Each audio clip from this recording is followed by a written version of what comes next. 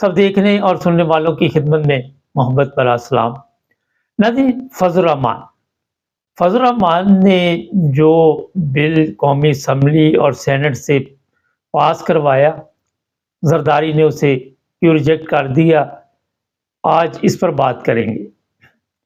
فضل الرحمان کی مثال اس طرح جس طرح پرانے لوگ بولتے تھے کہ دھوبی کا کتا گھر کا نہ گھاٹ کا۔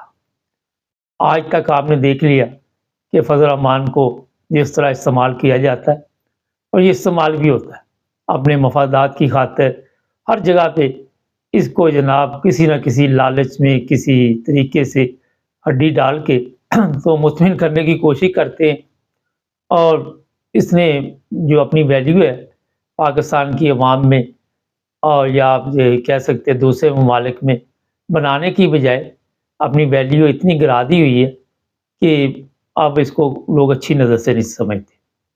اگر یہ مطالبات عوام کے مانتا ہے تو عوام خوش ہو جاتی ہے، مگر یہاں بھی منافقت کا سلسلہ چلتا ہے، جس طرح 26ویں آئینی ترمیم کے بارے میں آپ سب کے علم میں۔ یہ مدرسوں کا اصل میں پرابلم کیا ہے، یہ میں تھوڑا سا آپ کو آج بتانا چاہتا ہوں۔ مدرسوں کے اوپر الزامات ہیں گورنمنٹ کے کہ یہ غیر قانونی مدرسے بنے ہوئے ہیں، اس میں کسی چیز کی گنجائش نہیں، کوئی شک نہیں۔ اب قومی اسمبلی سے یہ بل پاس ہوتا ہے، سینٹ سے پاس ہوتا ہے، زرداری نے کیوں نہیں سائن کیا؟ وجہ کیا ہوئی؟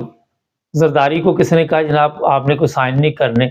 ایک طرف کہا جاتا ہے کہ یہ جو قومی اسمبلی ہے یہ عوام نے منتخب کر کے یہاں پہ بھیجی ہے، اور آپ کو یہ بھی پتہ ہونا چاہیے کہ قومی اسمبلی کی جو جنگ ہے انہوں نے اتنی تیزی کے ساتھ اس پہ لڑائی کی کہ جو عدالتیں ہیں ان کا بالکل بیڑا گرک ہو چکا پاکستان میں۔ ویسے تو پہلے بھی بیڑا ہی گرک تھا، مگر ڈبل ہو گیا۔ یہ جناب جو مدرسے ہیں پاکستان میں جن کو کہا جاتا ہے کہ یہ غیر قانونی، ان پر الزامات بہت سارے ہیں۔ اس میں ایک یہ بھی الزام ہے کہ یہاں پہ جو لڑکے یا بچے یا جو بھی تیار ہوتے وہ استعمال کیے جاتے، دو طرح استعمال ہوتے ہیں۔ ایک تو کئی مدرسوں میں بچے جو ہیں وہ جنسی زیادتی کا شکار بھی ہوتے ہیں۔ دوسرا، جب بھی کوئی گورنمنٹ کے ساتھ پنگا پڑتا ہے تو پھر ان کو وہاں بھی استعمال کیا جاتا ہے، جس کی مثال زیادہ دیر نہیں ہوئی جب آپ نے وہ سپریم کورٹ کے باہر حالات دیکھ لیے تھے، جس طرح پتہ چل رہا تھا کہ ان کی تربیت کس ماحول میں ہوئی ہے۔ جس طرح یہ سپریم کورٹ کے گیٹ اور وہاں پہ جو جھولے لگے ہوئے تھے، جو بھی خوبصورتی تھی اسلام آباد کی، انہوں نے اس کو تہس نہس کر دیا، اور پولیس کی گاڑیاں انہیں چھوڑ کے آ رہی تھی، پولیس کی گاڑیاں انہیں لے کے آ رہی تھی، اور جن لوگوں کے دور میں یہ سب کچھ ہوا وہ فضل الرحمان کے تھاتی بھی تھے، وہ فضل الرحمان اور ایک ہی چیز تھے، اور وہ دفعہ 144 بھی لگی ہوئی تھی، مگر کوئی ان کو روکنے والا نہیں تھا۔ یہ دندناتے پھر رہے تھے اسلام آباد، اور وہاں پہ ان کو کھانا بھی مل رہا تھا، پینا بھی مل رہا تھا، اور اپنی ایک فوج انہوں نے بنائی ہوئی تھی جو لباس نظر آ رہا تھا۔ اب گورنمنٹ کو اس سے بھی خطرہ ہے، لیکن اس چیز کو آپ مد نظر رکھیں، نہ تو اس قومی اسمبلی کی کوئی ویلیو ہے اور نہ کوئی سینٹ کی ویلیو، اور بدقسمتی سے صدر کی بھی یہی حالت ہے۔ اب صدر کو کہاں سے پیغام آیا؟ یہ وہیں سے پیغام آیا جہاں سے قومی اسمبلی کو، یا پھر آپ کو پتہ ہے سینٹ میں جس طرح لوگوں کو اٹھایا جاتا ہے، کوئی بھی بل منظور کروانا ہوتا ہے کہ جس طرح ان میں تشدد کیا جاتا ہے، وہی لوگ ہیں جو نامعلوم افراد ہے پی ٹی آئی کے لوگوں کو اٹھا کے لے جاتے ہیں، وہ ان کی بھی درگٹ بناتے رہتے ہیں کبھی کبھی جب یہ ان کی بات نہیں مانتے، مگر کیونکہ آرام سے یہ بات مان لیتے، اور جو بھی ریکوائرمنٹ ہوتی ہے ان نامعلوم افراد کی، وہ جو آسمانی مخلوق ہے، تو یہ اپنے ان کو خوش کرنے کے لیے انڈر گراؤنڈ جس طرح بھی وہ کہتے ہیں کر لیتے ہیں۔ جو پی ٹی آئی والے ہے وہ ظاہر اپوزیشن میں ہے، تو وہ یہ باتیں نہیں مانتے، تو ان کے ساتھ پھر علیحدہ سلوک کیا جاتا۔ اس کے علاوہ جو مدرسوں پہ ایک اور الزام تھا وہ یہ تھا کہ یہاں پہ جو انکم ہو رہی ہے، کوئی پیسہ شیسا آ رہا ہے، اس کا کوئی حساب کتاب نہیں۔ یہ بھی ایک بڑا ایشو تھا کہ اس کے اخراجات دے کون رہا ہے۔ کوئی ان سے پوچھتا ہے تو یہ جواب دینے کے لیے اس لیے بھی تیار نہیں ہے کہ ان کے پاس جواب نہیں ہے، اور یہ اس چیز کو سمجھتے ہیں کہ جواب دینا کوئی ضروری نہیں ہے۔ فضل الرحمان 8 سیٹیں اس کے پاس ہے، مگر پورے سسٹم کو وہ ایسے ہی بلیک میل کر لیتا ہے جس طرح ایم کیو ایم بلیک میل کرتی ہے۔ دیکھیں ایم کیو ایم کے پاس سیٹیں تو ہیں لیکن مدرسے نہیں، عوام کچھ ان کے ساتھ ہے۔ ایک وقت تھا جب کراچی میں عوام ایم کیو ایم کے ساتھ ہوتی تھی اور جب وہ چاہتے تھے کراچی بند کر دیتے تھے۔ اب فضل الرحمان نے یہ بھی کہا ہوا ہے کہ کل تک، یعنی کہ اگر یہ ہمارے مطالبات نہیں مانتے تو ہم سڑکوں پہ آئیں گے۔ اب صدر نے تو ریجیکٹ کر دیا، اب اور کون سا مطالبہ آپ چاہتے ہیں؟ اور جو مدرسوں میں دینی تعلیم کے نام پہ لوگوں کو گمراہ کیا جاتا، اس کے رزلٹ پاکستان میں عام نکلتے رہتے ہیں۔ آج بھی پاکستان میں جو حالت ہو چکی ہے، جس طرح مذہب کے مطابق لوگ چل رہے ہیں، کیونکہ انہوں نے مذہب کو سمجھنے کی توفیق نہیں سمجھی، اور جنہوں نے مذہب کے نام پہ مدرسے کھولے ہوئے یا ان کو سمجھاتے ہیں، وہ بھی اس قابل نہیں ہے کہ ان بچوں کی تربیت اچھے ماحول میں کر سکے۔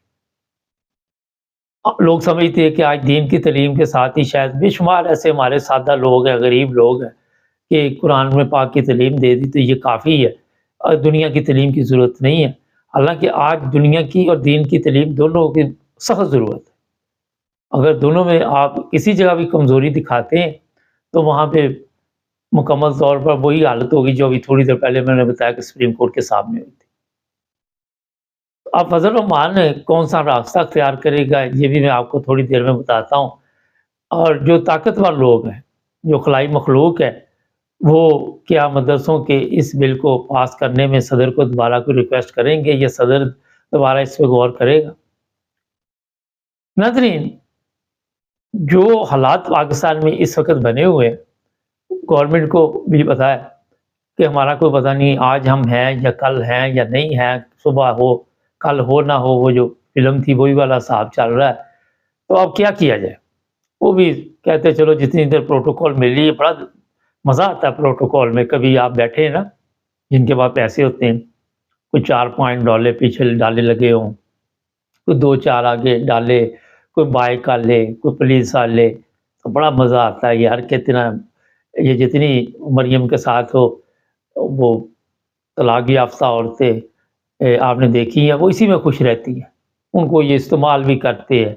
اور کئی لوگوں کے ذہن میں یہ ہے کہ وہ خلائی مخلوق ان عورتوں کو استعمال کرتی ہے، ان کو اس سے زیادہ اچھی عورتیں یہ سپلائی کر دیتے ہیں، کوئی اتنا بڑا ایشو نہیں ہے۔ پچھلے دنوں صدر نے یہ فضل الرحمان نے کہا کہ 3 سال میں پاکستان میں سود کا نظام ختم ہو جائے۔ یہ سمجھتے ہیں کہ پاکستان کا سب سے بڑا مسئلہ سود کا نظام، حلال چیز آپ کو ملے نہ ملے کھانے کے لیے، کہیں سے بھی رشوت آپ کو دے کے اپنی جان چھڑانی پڑے، عدالتوں میں انصاف نہ ہو، سود پہ پاکستان قرضہ لے کے چل رہا ہو، اور سود پر سود ہمارے ملک کے اوپر قرضہ جو ہے وہ چڑھتا جا رہا ہے۔ تو یہ ایک چھوٹی سی اپنی خوشی کے لیے کہ پتہ نہیں اس سے ہم ترقی کر جائیں گے، پاکستان میں سودی نظام ختم ہو جائے گا، قومی بچت میں چلے جائیں۔ لاکھوں کروڑوں کی تعداد میں ایسے لوگ بیٹھے ہوئے ہیں جو سود پہ زندگی گزار رہے ہیں، یہ جی منافع ہے ہمارا، اس سے ہمیں جو پروفٹ مل رہا ہے اس سے ہم زندگی گزار رہے ہیں، بیٹھے ہوئے صبح نکلتے اخبار پڑھ لی، یہ کر لیا وہ کر لیا، اور جتنے پیسے آتے ہیں مہینے کا اس سے وہ اخراجات کر کے اپنی زندگی گزار۔ یہ میں اس لیے آپ کو بتا رہا ہوں کہ پاکستان کے مسائل ہیں بے شمار، اور وہاں پہ جو اسٹوڈنٹ یہ تیار کرتے ہیں ان سے بھی مسئلے حل نہیں ہوتے، ان سے مسئلے اور پیدا ہوتے ہیں۔ جو علماء نے اپنے سسٹم کو چلانے کے لیے پورے سسٹم کو فیل کیا ہوا ہے، سادہ لوگوں کو یہ بتاتے، اب امیر لوگوں کے بچے کیوں نہیں مدرسوں میں جاتے؟ جائیں یہ جو پاکستان کے اسلام آباد کے امیر ایریے میں یا لاہور کے یا کراچی کے یا کسی بھی شہر کے، اور وہاں سے پتہ کرے کتنے بچے مدرسوں میں گئے ہوئے، اور پھر غریب محلوں میں آ جائیں اور وہاں سے پتہ کرے تو آپ کو رزلٹ سامنے نظر آ جائے گا، کیونکہ امیر کے بچے کو ضرورت ہی نہیں ہے دین کی تعلیم کی۔ آپ غریب کے بچے کو آپ دین کی تعلیم دے رہے ہیں، دنیا کی نہیں دے رہے، اور اس کی دین کی تعلیم کے ساتھ آپ سمجھتے کہ سودی نظام ختم ہو جائے گا، پاکستان کے حالات ٹھیک ہو جائیں گے۔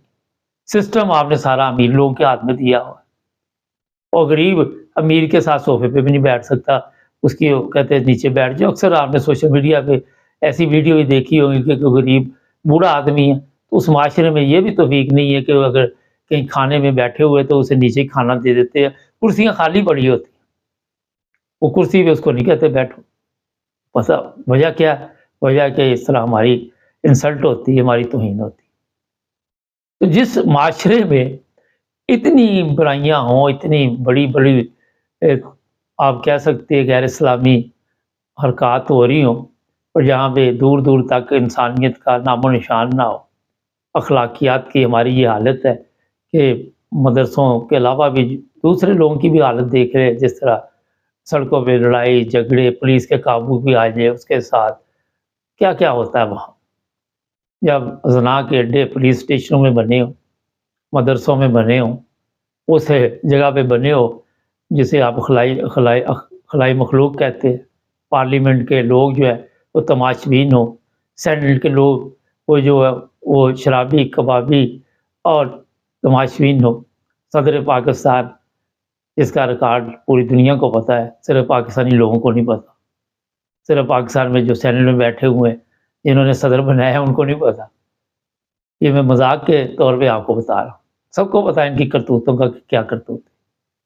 وہاں پہ آپ اندازہ لگا سکتے کہ آپ کے بچوں کا مستقبل کون سا ہوگا اور کس طرح کا روشن مستقبل بچے وہاں پہ آپ کو نظر آئیں گے جو حاصل کرتے ہیں. تو فضل الرحمان کیونکہ آج تک ایک جگہ پہ بھی اچھا اس بندے سے پاکستان کو آج تک کوئی فائدہ نہیں پہنچا، نہ پاکستان کی عوام کو فائدہ پہنچا. اس نے اپنے مفادات کی خاطر ہمیشہ کسی نہ کسی طرح اپنے آپ کو پیش کیا، ایسی ڈیل کی کہ کہیں نہ کہیں سے اس کو ہڈی پروگرام چلتا ہے. یہ میں صاف آپ کو بتا دیتا ہوں. نہ ان مدرسوں سے پاکستان کے عوام کو کوئی فائدہ ہوگا، نہ ان کی نسلیں سنبھل سکی، نہ ان مولویوں سے کوئی فائدہ ہوا، نہ آپ کے صدر سے کوئی فائدہ ہوا، نہ آپ کی پارلیمنٹ سے فائدہ ہوا، نہ آپ کے سینٹ سے ہوا، تو نہ ہی اس خلائی مخلوق سے ہوا جس کے بارے میں اکثر آپ سنتے رہتے. دیکھتے ہیں آگے آگے کیا ہوتا ہے. ابھی ایک دو دن میں ہمیں پتہ چل جائے گا. چینل کو سبسکرائب کریں، جڑے رہیں ہمارے ساتھ.